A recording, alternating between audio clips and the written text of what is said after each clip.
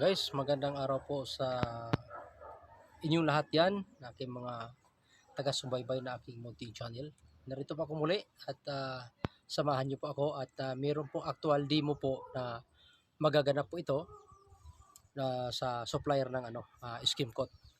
Yung skim coat nila, yung brand ng skim coat nila is Sika 110. So gagamitin po ito ngayon at ipakita ko po sa inyo kung paano pong proseso, kasi lalo-lalo sa mga nagtutuklas kung paano po gamitin, mahalaga po ito sa inyo. Kaya I hope na mapanood po niyo ito doon sa mga nagtutuklas po ng mga nais pong gumamit sa produktong ito. Na merong yung mismo supplier, sila po mismo magpapaliwanag kung paano po gamitin yung produktong ito.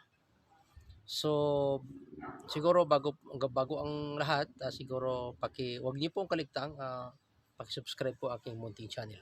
Salamat nga pala sa patuloy na nagsubaybay ng aking munting channel. At salamat sa mga subscriber dyan at patuloy na nanonood na aking YouTube channel.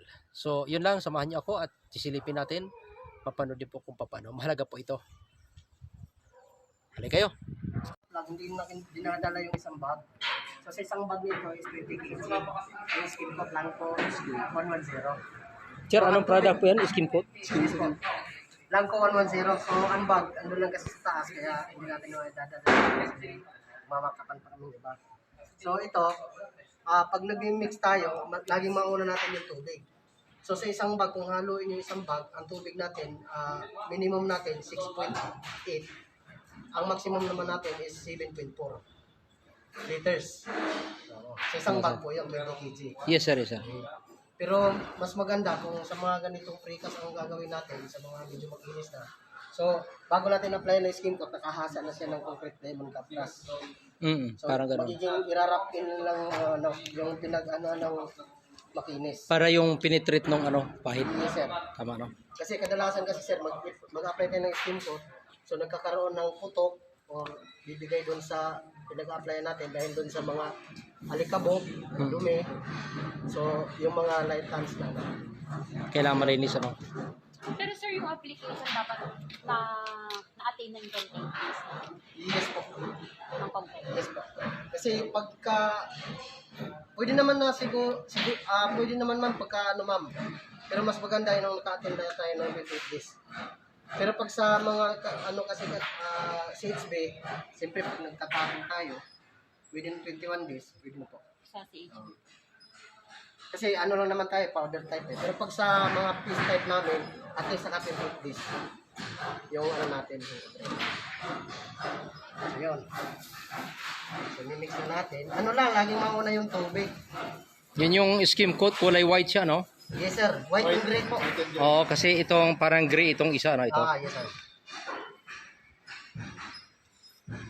So ito, pwede tayong machine mix, pwede na ring manual, pero depende naman din sa papakita ko lang sa inyo yung consistency ng ng produkto namin. Almost tubig lang talaga yung hinahalo, tubig lang. Tubig lang po. Pero may ratio ma'am. Yes po.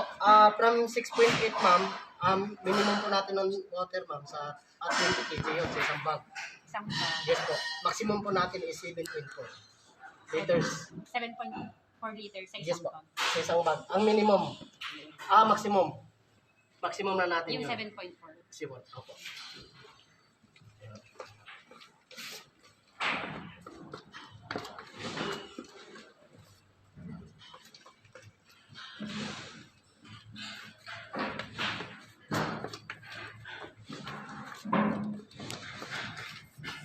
Pwede naman siyang paghaluin or naka-specify lang siya sa pag white lang lahat. Iba rin ito, no? Depende naman po sa inyo kasi magkakaiba kasi yung kulay. Kaya Ibang separate yung kulay. halo natin. Hmm.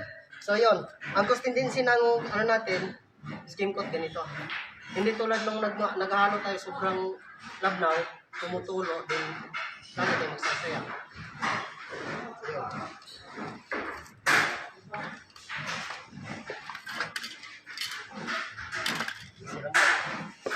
Ay, yung sa application naman, mga ilang minutes or nagtatagal oras. Nabalipakat natin ito ma'am, 35 minutes to 1 hour. Yes po, oo. Pero ma'am, depende naman din po sa weather condition. Pag sa atin dito ma'am, at least naka 1.5 hour tayo bago natuyo. Kasi malamig. Yes po. Kahit titik yung araw dito, malamig naman yung moisture na ano natin. So, above 1 hour pa. Pero kung nagbabase tayo sa temperature ng Maynila, yun po, 35 minutes to 1 hour. Yes po. So sir, ano pong purpose nito? Bakit meron po tayong ano, yung may masking tip tayo na naka kwadrado dito? Anong purpose niya, sir? Ito sir, sa mock-up lang, purpose natin dito is para makikita natin yung anong difference dun sa dalawa. Okay, yung kulay gray at Wala yung naman po kulay siyang white. ano yung sa masking tape. Yung masking tape yung nag-apply okay. tayo ng skin coat. Depende na lang kung gustong ano. So doon yan sa pagkakaiba ng kulay. Okay, okay. Sa kulay lang. Sige, So ang sige. purpose din natin, maglalagay tayo ng skin coat kung sa application, kung ma-achieve natin yung from 0.3 mm to 0.4. Okay, okay. Yun din ang magiging ano natin scenario. Sige sir, sige sir. Yun. So, minsan, pag nag-apply tayo ng skin coat, dinidiretso natin. No. Minsan, makikita natin may malalim na parte. So, kadalasan, dinidiretso natin pag nag-apply tayo ng first coat, lulubog to pag natutuyo. So, ngayon, dito natin ilalagay yung black. So, may malalim na parte. At least, 4 mm naman to, kaya naman. Unahin po natin paglalagay. Papatch muna natin. From 0.3 po, ang kapal, until 4 mm po. Yes po. Maximum na po yung 4 mm po natin. Ayan. Unahin na natin yung mga pinholes para... Kumbaga patchingan muna, patching. Yes po. Papatch muna natin. Yun yung mga malalalim na area.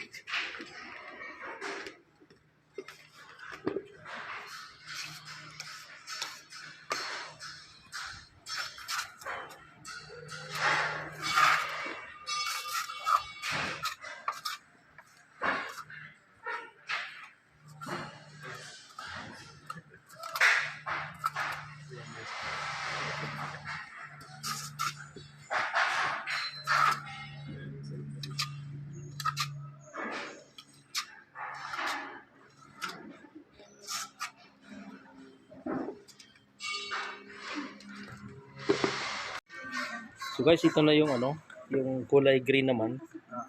Mapapansin po natin ito tapos na po itong ano, kulay white. Yan, so sa kulay green naman tayo.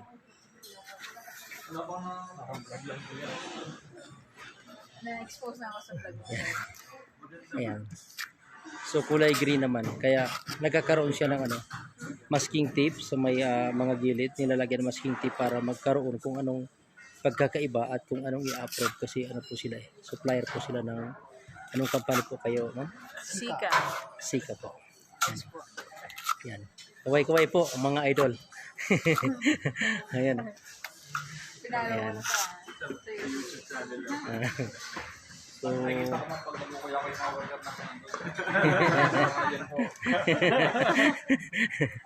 Karoon lang po tayo ng ebidensya.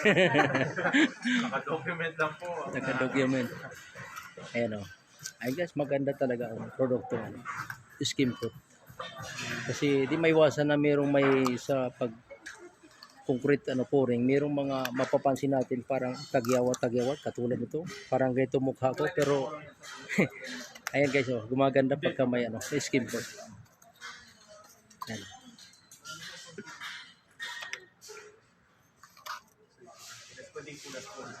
Yan. So, yun yung pagkakaiba. Kulay white, skin coat, at itong ano, kulay gray. So, mock up lang po ito guys. So kung kayo po ay naghanap guys ng ano ng mga produktong ganito, pwede pong ano kay madam kung ano. Hello po. Oh. Kontakin nyo lang po ako 0917-890-0294. Yes po, para po sa produktong skim coat po. Yes po, Sika. Thank you. Yes, thank you po. Okay. Ayan po mga kasama po ninyo. So yun ma'am, first application po natin, mag-antay lang po tayo ng few minutes. Actually, pagka sa temperature ng sa Manila, 3 to 5 minutes, pwede tayo makapagsikan ko. Hindi pa man sa weather condition naman natin dito sa Baguio, medyo wait yung sitting time niya kasi malalig nga po. So mag-antay po tayo ng 5 to 10 bago tayo mag-skin ko. Second coating. Second coating. Second coat. Requirement. Okay. Minimum. Second to ano tayo? Coating ano? Yan ang requirement. Two coat. Ayan guys oh. So karagdagang ano lang po guys oh, para sa mga nagtutuklas kung paano po gamitin, ganun po ang paggagamit. First coating and second coating, yun po ang paggagamit ng skim coat, and after nun, siguro mga abot ng kinabukasan, pwede na po tayo, pag tuyo na siya, pwede na siyang ano, ililiha. Para pag naliha na siya, gaganda na po siya, talagang wala na po siyang lubak-lubak. So doon na siya magkakaroon ng para na po sa preparasyon para sa ano, sa pintura. So sir, kaway-kaway po kayo po yung ano dito, bida, mga bida po kayo dyan lahat sir. Ayan. Bida kayo sa Sika. Yes, Kuya Meros Vlog, paki-show ano na lang po.